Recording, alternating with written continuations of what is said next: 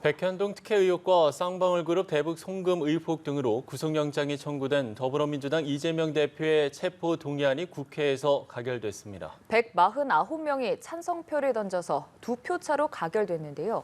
최수영 시사평론가, 배종호 세안대학교 교수 두 분 모시고 자세한 내용 알아보도록 하겠습니다. 네, 두 분 어서 오십시오. 네, 안녕하세요. 예. 자, 말씀을 드린 대로 구속영장이 청구된 민주당 이재명 대표의 체포 동의안 가결이 됐습니다. 글쎄요, 뭐 예상을 좀 하셨습니까? 오늘 가결 어떻게 보셨는지? 네, 저도 오늘 그 생중계를 보면서 방송사 계속 인터뷰를 진행을 보조를 해설을 했는데 네. 저는 사실 조심스럽게 예상을 했었습니다. 네. 그러니까 예. 왜냐하면 그 이재명 대표가 사실 어저께 페이스북에다가 사실 그 어찌 보면은 부결시켜 달라는 명시적인 표현은 안 했지만 자기가 도저히 이건 수용할 수 없는 경식 탄압이라고 이야기하면서 글을 올린 게 저는 그 기폭제가 됐다고 봐요. 오히려 사실 지금 기소된 혐의 가운데 민주당하고 관계 있는 것이 하나도 없습니다. 전부 이재명 대표의 성남시장, 경기시장 시절에 재직될 나타난 그 비리에 대한 수사일 뿐인데 그것을 지금 민주당이 온전히 다 감당하고 있다 보니까 당내 의원들이 언제까지 우리가 이걸 리스크를 감내해야 되냐. 사실 정치에 있어서 가장 우리가 경계해야 될 것이 일종의 그 말하자면 불확실성이거든요. 네. 이재명 대표가 앞으로도 계속 대표로 재임하는 한 지금 7개 기소가 된다면 7개 지금 혐의 수사에서 6개 재판이 이루어져야 되는데 그렇게 되면 통상 주당 3회, 3회 정도 재판부에 출석을 해야 된다고 그럽니다. 그러면 지금 총선까지 과연 이렇게 그림을 유권자들이 바라볼 때 어떻게 판단하겠는가 이런 것들에 대한 걱정들이 굉장히 있었던 것 같고 그러면서 이재명 대표가 불체포 특권 포기를 지난 6월에 선언했는데 그 말을 다시 해줬으면 오늘의 가결이 되든 부결이 되든 그 후폭풍은 덜했겠으나 부결시켜 달라고 사실상 이야기를 한 건데 그걸 가결시켜줘 버렸으니 이거는 이재명 대표에 대한 사실상 불신임 투표에다가 그다음에 민주당을 다시 쇄신해야 한다는 두 가지의 염원이 담긴 민주당의 그런 내부 여론이 반영된 투표였기 때문에 저는 이 투표로 인한 가결로 인한 후폭풍이 상당 부분 저는 민주당을 지금 진통의 나락으로 이끌 거라고 생각이 됩니다. 예. 조심스럽게 가결을 예상했다라고 이야기를 해주셨는데요. 체포동의안 부결 기준인 147표보다 2표가 더 나왔거든요. 어떻게 보셨어요? 애초에 저는 상당히 좀 팽팽할 것이다. 가결과 부결이. 그런데 이제 의결 정족수는 이제 148명인데 149표가 나와가지고 결국 이제 가결이 됐습니다. 그러면 이제 이 체포동의안 가결을 어떻게 볼 것인가? 이게 뜻밖의 결과냐 아니면 예상된 결과냐라고 이제 의견이 좀 분분한데 저는 당초부터 좀 가결 가능성이 상당히 높았다. 왜냐하면 지난번에 1차 투표 때 139대 찬성 그리고 반대 138로 부결이 되긴 했지만은 그때 민주당에서 사실상 이탈표가 한 38명 정도 나왔거든요. 네. 근데 이번에 이제 사실상 가결표를 던지는 숫자가 한 120명 정도 되니까 한 30명 정도 가까이가 만약에 이탈하면은 결국은 가결이 되는 건데 이번에 대략 한 30명 가까이 한 28명 정도가 이탈을 해가지고 결국 이제 149명이 찬성의 가결을 던져가지고 이게 이제 통과가 된 거거든요. 예. 그러면 이제 이재명 대표는 사실 이걸 이제 막기 위해서 두 가지를 선택을 했어요. 하나는 이제 단식 투쟁을 무려 22일째 한 거죠. 단식 투쟁을 이제 22일째 하면서 상당히 당내 동정론이 펴진 것이 사실입니다. 그리고 또 이재명 대표가 막바지에 부결을 사실상 강력하게 호소를 했지 않습니까? 그런데 결과적으로 이게 결국은 가결이 됐는데 그렇다면은 이재명 대표의 22일째 되는 단식에도 불구하고 결국 이제 찬성표 가결을 민주당에서 한 28명 이상 정도가 던졌는데 최소 29명입니다. 그러면 이제 왜 이분들이 찬성의 가결표를 던졌을까? 첫째는 이분들 입장에서는 결국은 본인들이 공천권이 굉장히 중요한데 이재명 대표가 계속 대표직을 유지한다면 공천에서 본인들이 제외될 가능성이 있기 때문에 결국 이재명 대표의 체포동의안 가결표를 던진 분들은 그걸 염두에 두고 이재명 대표 체포동의안 가결에 던졌을 것이다. 라는 건 하나 있고 또 하나는 이제 이재명 대표가 막바지에 부결을 호소했거든요. 네. 그러니까 이제 이분들 입장에서는 이재명 대표가 말을 번복을 했기 때문에 당초에 이제 불체포 특권을 포기하겠다라고 했는데 번복을 했기 때문에 아마 스스로 그걸 자기 명분 삼아서 이재명 대표 체포 동의안 가결의 표를 던진 것이 아닌가 이렇게 분석이 됩니다. 네, 조금씩 뭐 얘기를 해주긴 하셨습니다만 다시 한번 좀 정리를 하면 찬성이 149명, 반대가 136명, 기권 6명, 무효 4명으로 이렇게 이재명 대표 체포 동의안 표결이 가결이 된 상황인데요. 자세하게 좀 표에 대한 분석을 해보자면은 그럼 이렇게까지 앞서 교수님께서 짚어주셨다시피 이탈표가 좀 나오게 된 이유는 평론가님께서는 뭐라고 보시는지요? 그러니까 지난 2월 달에 있었던 1차 체포동의안 때 표결을 보면은 예. 그때 총 이제 말하자면은 여권에서 우리가 반란표라고 얘기하는 표수가 총 38표였어요. 네. 근데 거기에 사실상 기권 무효표가 20표나 됐었습니다. 그러니까 참 가를 던지기는 애매하고 불을 던지려니까 양심상 꺼리끼고 하니까 그때 이제 그래서 무효표 논란이 많아서 그때 개표가 중단되기도 하고 그랬는데 네. 그때 20표였는데 그때 사실은 가부동수는 그 말하자면은 가가 한 표가 더 많았어요. 그렇지만 정족수가 안 됐기 때문에 이탈이 이제 그냥 말하자면 부결이 된 건데 이번은 예. 이번은 최대 39명이 나온 거예요. 근데 보면은 기권 무효가 지난 20에서 10표로 절반이 줄었습니다. 이른바 소신 투표를 했다는 얘기예요. 그러니까 아무리 개혁의 딸들이라는 강성 지지층이 끝까지 수박들은 색출해서 정치 생명을 끊겠다고 협박을 해도 이거는 당의 제가 아까 말씀드린 것처럼 당의 불확실성은 이재명 대표가 있는 한 계속 지속되고 이 불확실성이야말로 공천을 받든 말든 특히나 지금 뭐 여당 내에서도 수도권 위기론 나오지만 수도권 위기론이 아니다 얘기하는 것들이 바로 이런 지점에서 이제 설득력을 얻는 거거든요. 예. 그러다 보니까 이걸 헤쳐나갈 수 있는 길은 사실상 여기에서 기권이나 뭐 이런 말하자면 뭐 이런 데 대한 어떤 말하자면 이제 약간 뭐 희석하는 것보다 네. 제대로 우리가 여기서 소신 투표를 하는 게 맞겠다. 그래서 기권 무효가 반으로 줄고 오히려 2차 투표보다 10표 더 많은 39표가 이제 사실상 이제 나온 거거든요. 예. 그렇기 때문에 저는 이거는 사실 민심으로 봐야 합니다. 왜냐하면 이렇게 당내 강성 지지층의 협박과 어떤 그런 압박에도 불구하고 민주당 의원들이 이렇게 소신 투표를 많이 비명계 의원들이 했다는 이야기는 민심의 저류를 봤다는 거죠.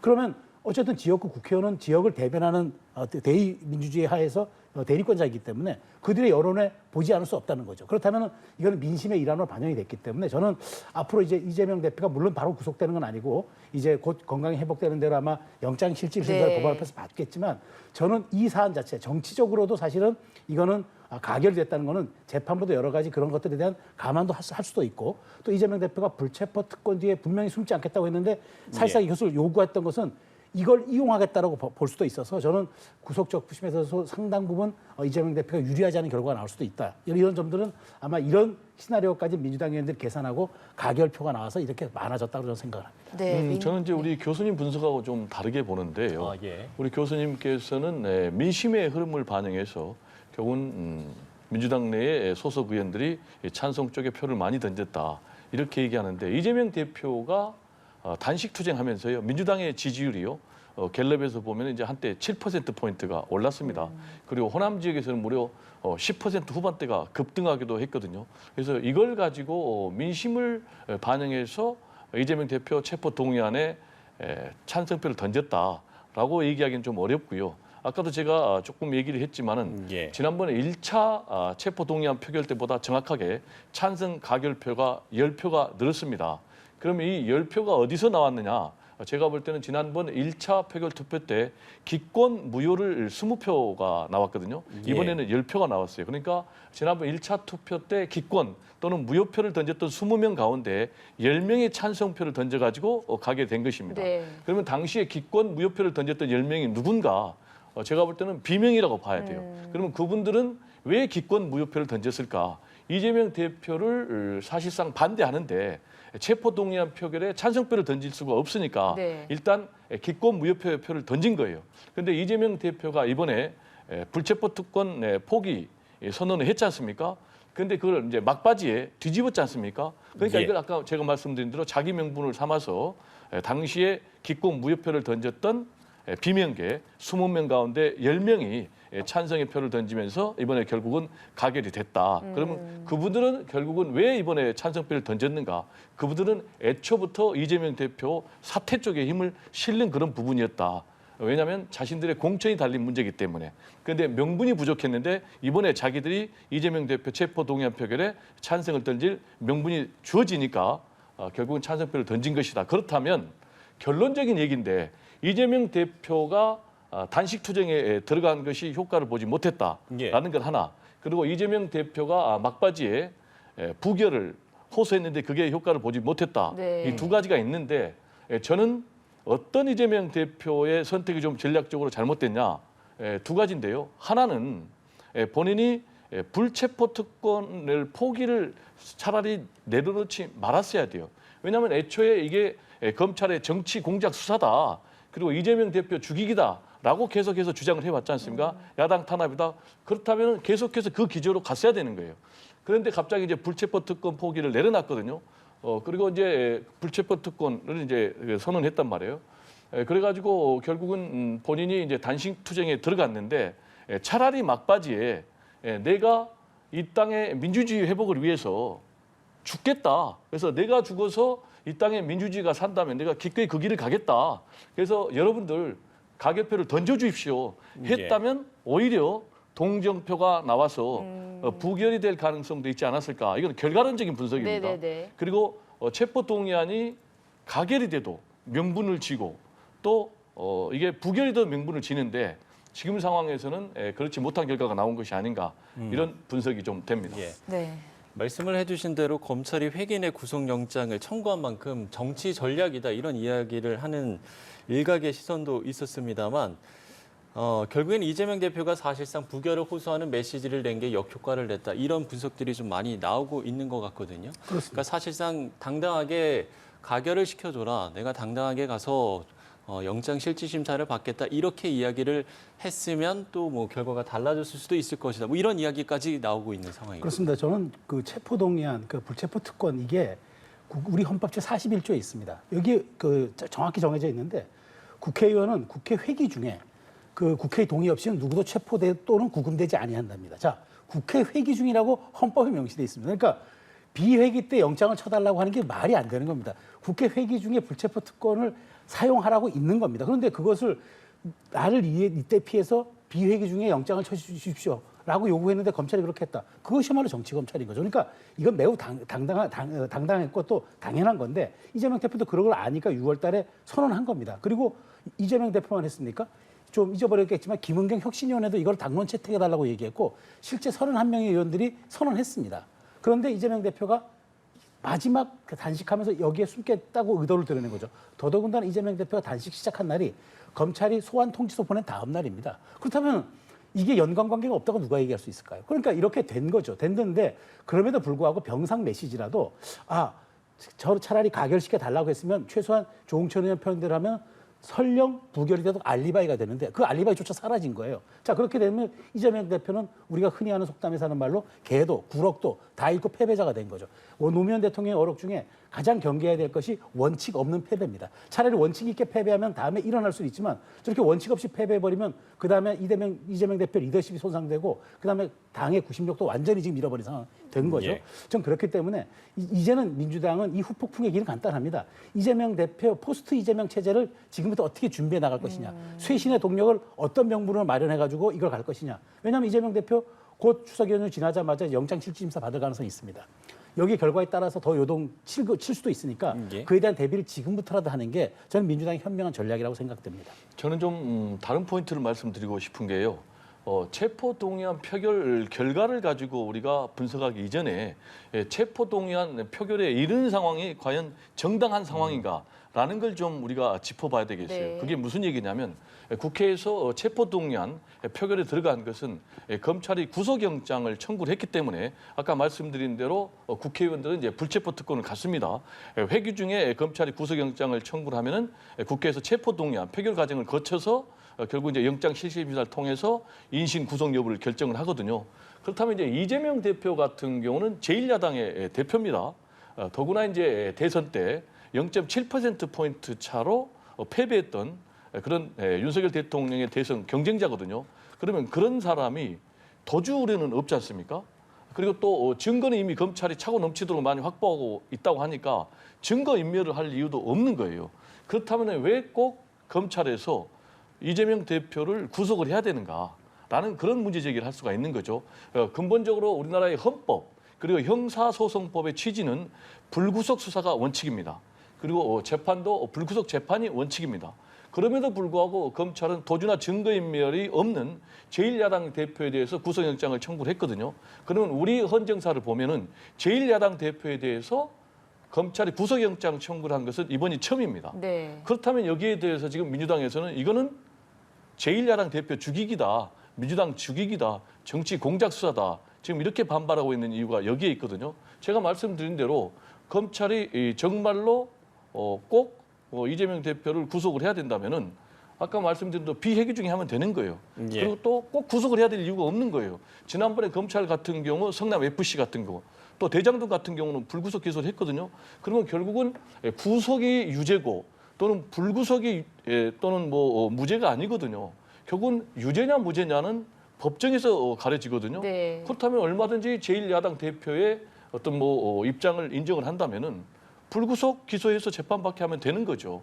그래서 이제 지금 사실은 올가미에 걸려들었다, 올가미를 씌웠다라고 지금 민주당 이재명 대표는 반발하고 있거든요. 그게 무슨 얘기냐?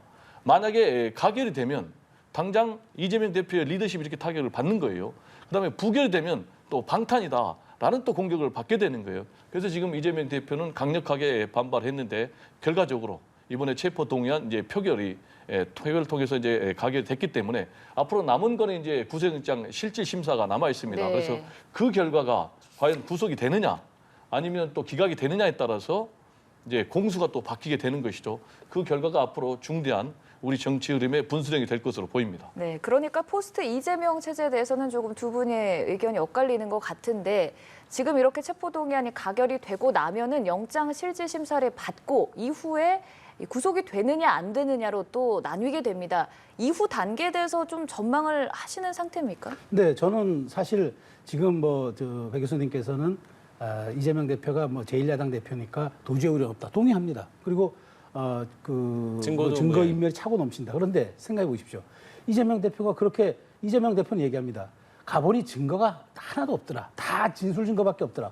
그러면 당당히 불체포 특권 뒤에 안 숨어도 돼요. 그 정도 자신이 있으면 아니 어느 나라 법원이 증거가 하나도 없는데 그걸 영장을 인신을 구속하겠습니까? 그러니까 이재명 대표 말이 앞뒤가 안 맞는 거예요. 뭐냐면 이재명 대표가 법조인이기 때문에 지금 이런 상황에서 본인이 영장 실질 심사를 받으면 구속 가능성이 높다고 판단했기 때문에 불체포 특권 뒤에 어떻게라도 어차피 비난은 쏟아지게 마련이니까 내가 매 한 대 더 맞더라도 차라리 구속이 안 되는 게 낫겠다고 단식을 시작한 거라고 보는 게 사실 저는 그게 좀 합리적인 설득이라고 봅니다. 자, 그렇다면은 이제 그럼 어떻게 될 것이냐. 저는 이재명 대표가 다른 사건은 제가 건건이 제가 법률 전문가는 모르겠습니다만은 그 대북 송금 관련해 가지고 이화영 지사가 진술 번복을 하게 부인이 회유가 되고 그다음에 변호사가 바뀌어서 재판이 지연되고 그다음에 많이 여기에 대해서 진술을 증거에 대해서 이화영 부지사가 바꾼 거를 재판부가 동의 안 하고 이런 과정들이 굉장히 불리하게 증거인멸로 작용할 거라고 봐요. 그래서 특히나 법원 입장에서 보면은 말하자면 이게 법을 잘 아는 사람이 재판 지연 전략 혹은 이렇게 사실상 재판을 무력화시키는 전략 이렇게 가는 거는 정말 이거는 법을 잘 아는 사람들이 하는 이른바 법꾸라지 전략인데 이거 저는 재판부가 제1야당 대표라는 또 정치적 지위가 있기 때문에 이 지위를 가지고 진짜 몸이 밖에서 구속이 안 되고 밖에 있다 그러면은 직접적인 영향을 행사할 수도 있으라 보기 때문에 저는 이제 이재명 대표가 곧 몸이 회복돼야지 아마 영장 실질 심사를 받을 겁니다. 왜냐하면 법원도 그 가능성을 인정하고 있기 때문에 그러면 추석 이후에 몸이 좀 회복되고 나온다 하면은 저는 치열한 법리 공방은 벌어지겠지만 저는 이재명 대표가 말하자면은 영어의 몸 구속될 가능성이 좀 높다고 봐요. 그렇게 될 경우 민주당은 속절없이 이제는 그러면 말하자면 옥중 결재를 받을 수밖에 없는 상황이 온다 그러면은 빨리 그 전에 대안 마련을 하고 포스트 이재명 체제에 대한 준비를 해놓고 그다음에 당의 어떤 공론화 작업을 해놓는 것이 지금 사실 원내 지도부도 이렇게 위태위태하거든요. 이번 원내 전략 잘못 짰기 때문에 이런 결과를 빚었다 그런 이제 비판도 있기 때문에 저는 여기에 대한 준비들을 지금부터 내부적으로 하는 게 저는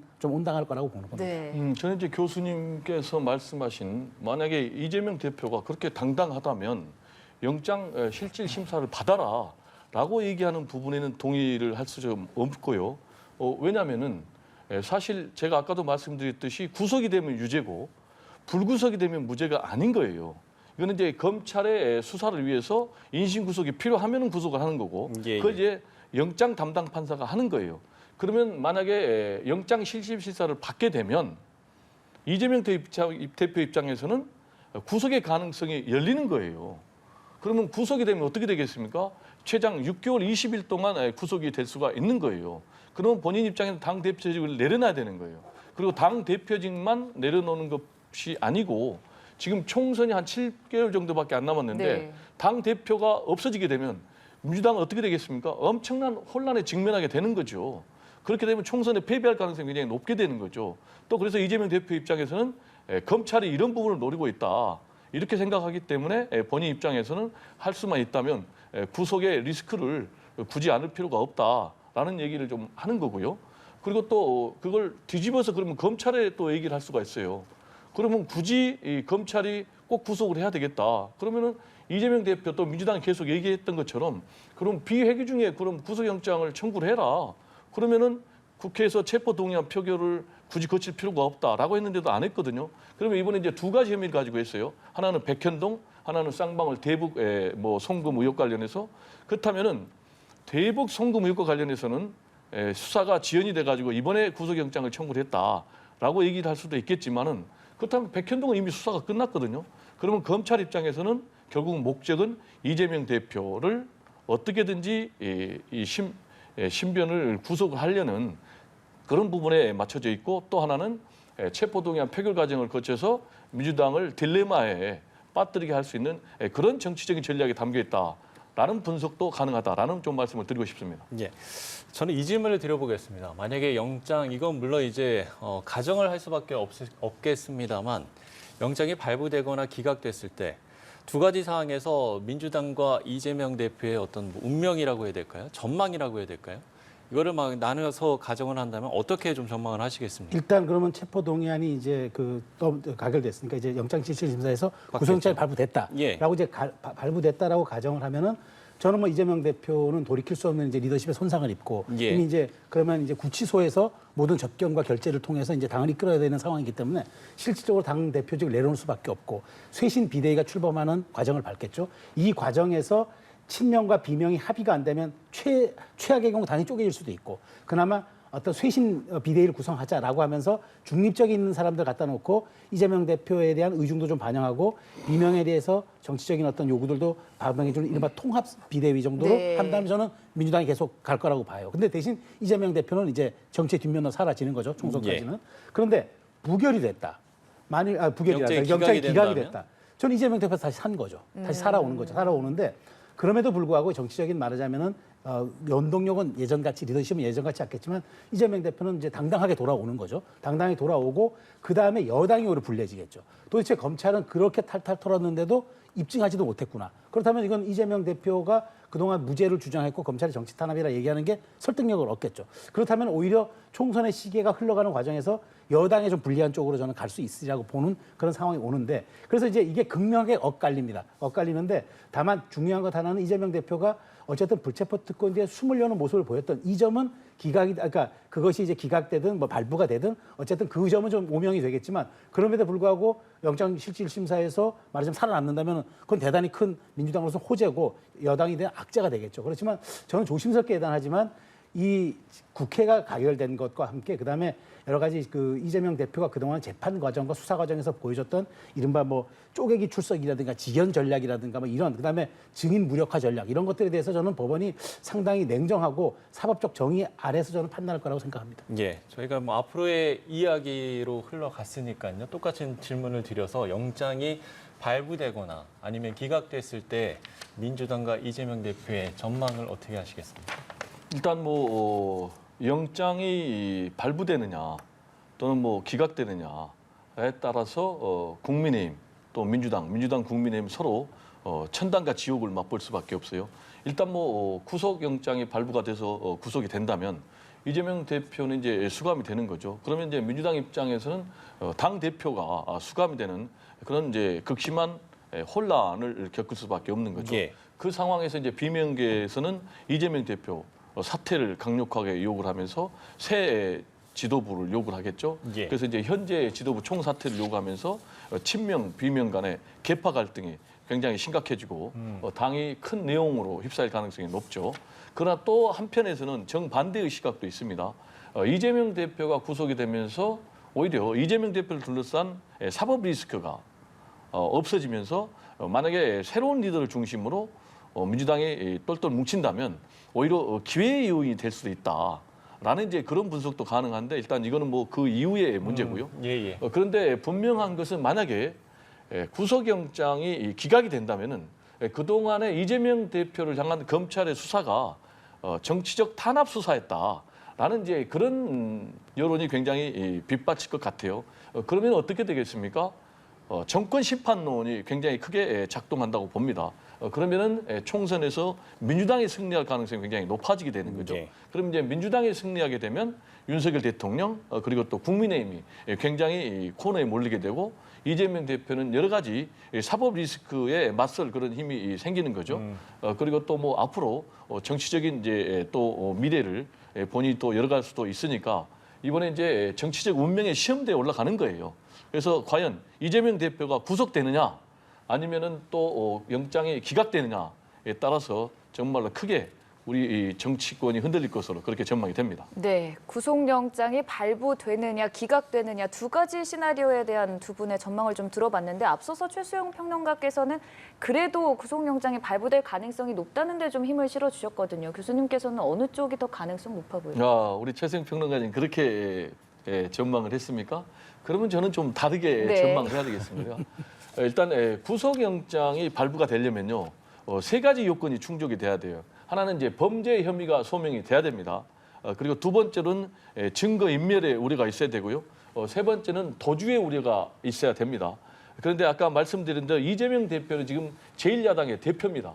그리고 또 지난 대선에서 0.7%포인트 차로 졌어요. 그래서 지금 민주당에서는 가장 확실한 차기 대선 주자거든요. 그런데 이재명 대표가 도망갈 염려는 없지 않습니까? 네. 그러면 이제 하나의 구속을 해야 될 이유는 없어지는 것이고요. 두 번째로 이제 증거 인멸과 관련해서 아까 말씀드린 대로 이미 검찰이 이재명 대표를 향해서 400번 가까울 정도로 압수수색을 대대적으로 벌였거든요. 사실 우리 헌정사에서 제1야당 대표를 향해서 구속영장을 청구한 것도 처음이지만 제1야당 대표를 향해서 무려 뭐 1년 반 넘도록 전방위적으로 수사를 하고 400번 넘게 압수수색한 것도 처음입니다.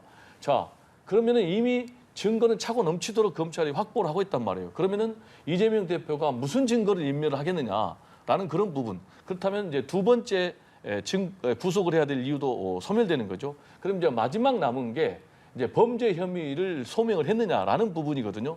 근데 지금까지 검찰이 탈탈 털었지만 확실한 이재명 대표가 뭐 돈을 받았다라든지 이런 부분에 대한 증거는 없단 말이에요. 뭐 유동규라든지 김성태 전 쌍방울 회장의 진술만 있는 거예요.